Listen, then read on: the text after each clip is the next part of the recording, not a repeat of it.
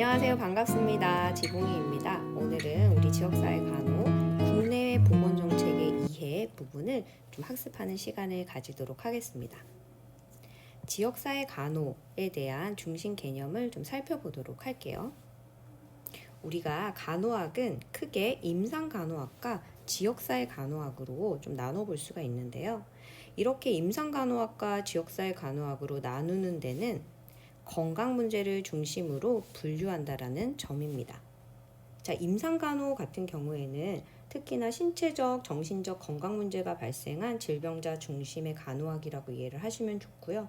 우리 지역사회 간호학을 건강 문제 중심으로 다뤄본다면 질병 예방과 건강 유지 그리고 건강 증진에 초점을 맞춰서 진행하는 간호라고 좀 생각을 해볼 수가 있겠습니다.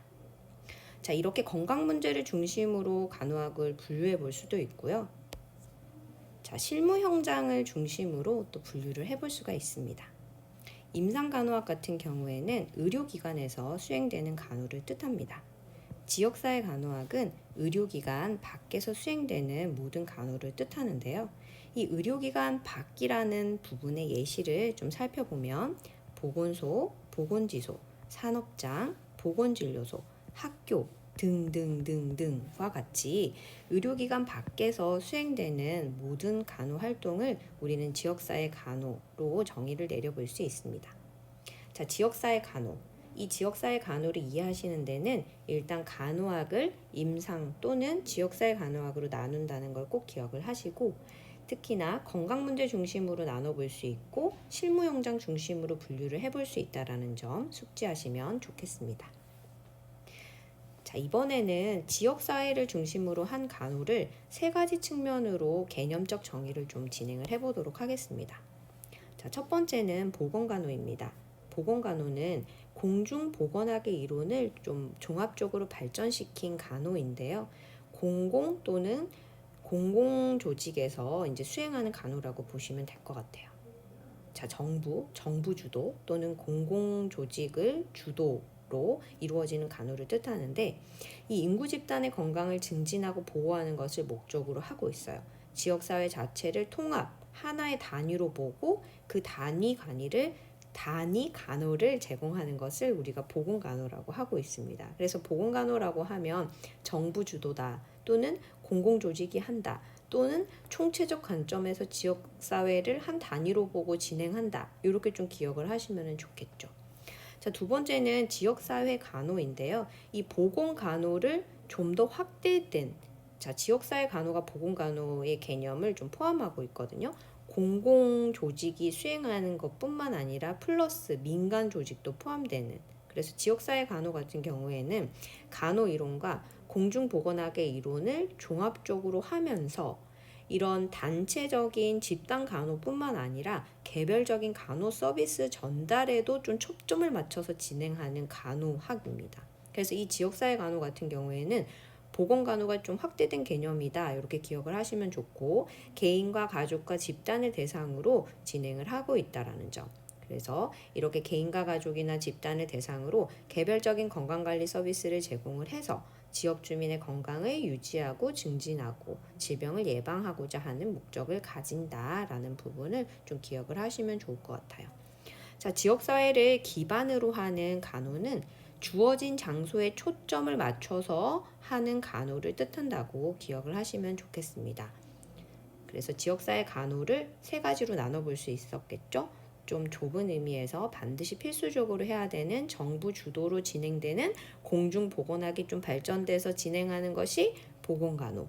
자, 보건간호를 포함하면서 좀 더 확대된 개념이 지역사회 간호. 자, 그리고 장소를 기반으로 하는 간호를 우리가 지역사회를 기반으로 하는 간호다라고 정의를 해볼 수 있습니다.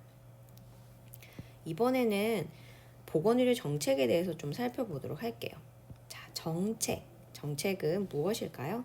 정책을 먼저 정의하고 넘어가겠습니다. 정책은 우리가 사회적 목표를 달성하고 문제 해결을 할 수 있는 합리적인 수단이다라고 좀 정의를 해볼 수가 있습니다. 이 정책과는 뗄래야 뗄 수가 없는 게 앤더슨의 정책 과정인데요. 5단계로 이루어져 있어요. 1단계부터 살펴보겠습니다. 자, 1단계는 문제를 정의하고 정책 의제를 형성하는 단계입니다. 문제가 확인되고 심각성을 인정하면서 그러면 이렇게 해결해야 해 라는 목소리를 이제 내는 그 단계라고 생각을 하시면 좋겠습니다.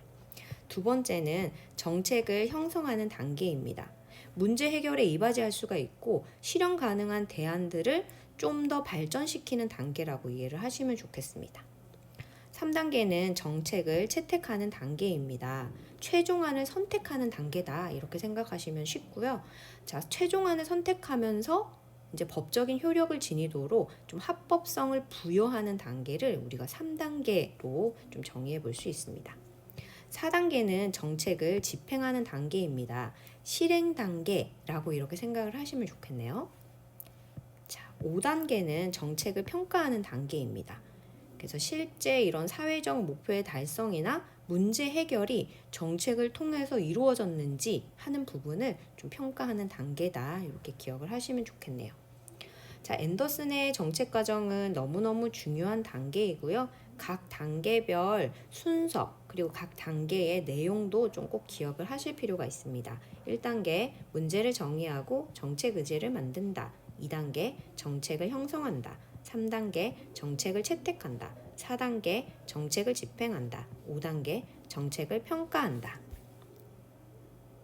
자, 이제 보건의료 정책에 대해서 조금 살펴보도록 하겠습니다. 자, 정책은 사회적 목표의 달성이나 문제 해결의 합리적인 수단이라고 우리가 함께 공부를 했는데요.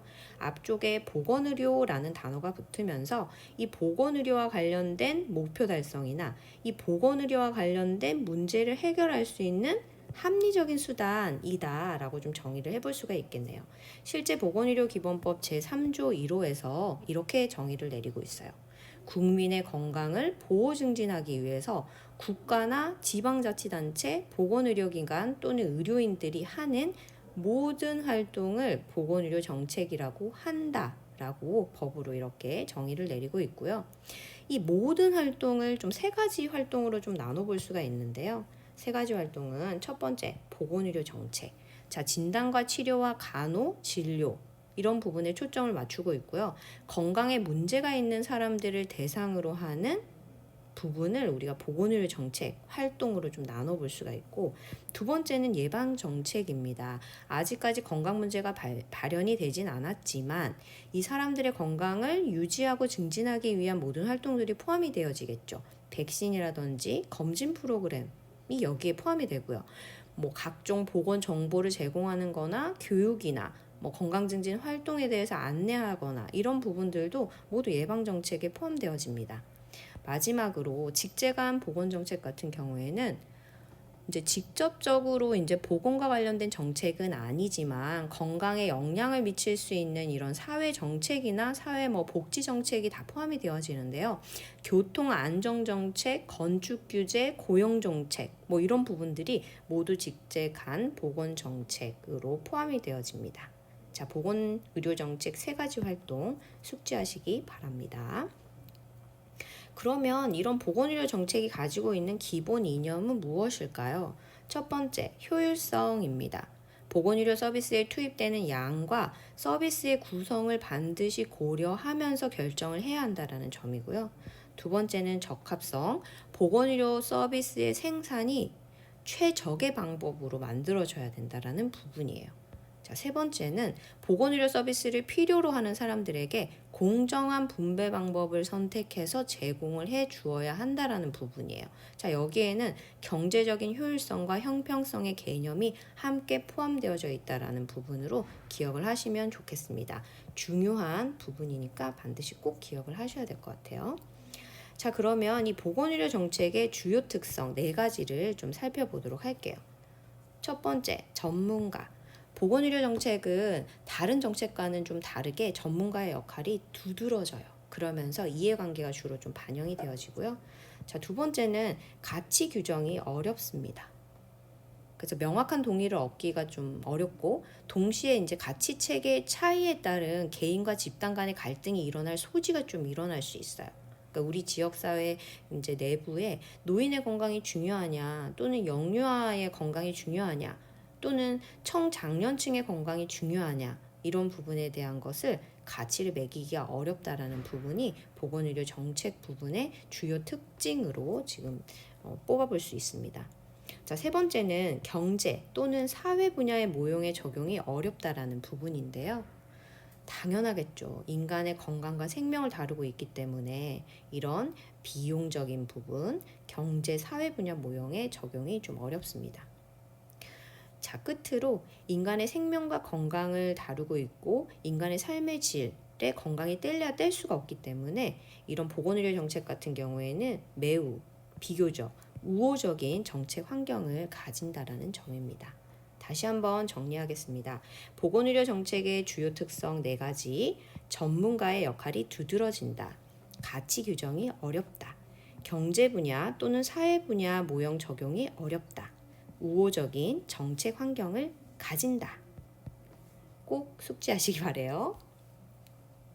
자, 마지막 슬라이드입니다. 보건의료 정책의 환경이 어떻게 변화하고 있을까 좀 살펴보아야겠죠?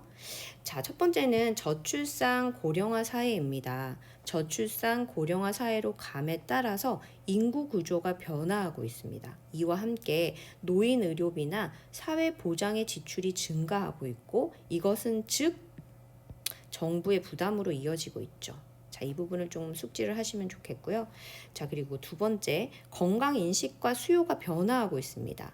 자, 특히 주목해야 할 점은 급성 질환에서 만성 질환으로 질병 구조가 변화하고 있다는 점이고요.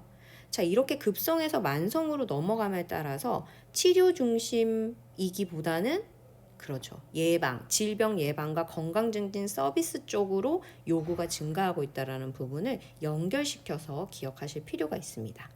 자, 그리고 의료 서비스의 산업과 IT 기술이 점점 발달하고 있다는 점, 보건의료 정책 환경 변화 4가지로 좀 살펴볼 수 있겠습니다.